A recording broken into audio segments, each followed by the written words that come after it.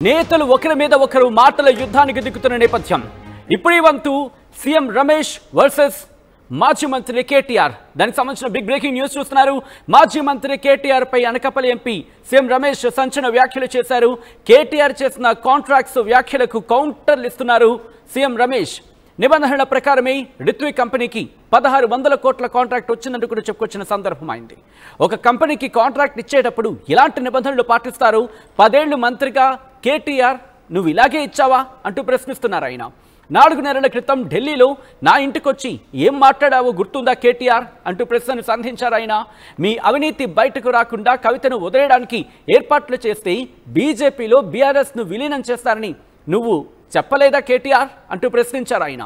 BJP అధిష్టానంతో మాట్లాడి కుదరదని నీకు చెప్పడంతోనే ఈ కామెంట్లు చేస్తున్నావంటూ ఆయన చెప్పుకొచ్చారు.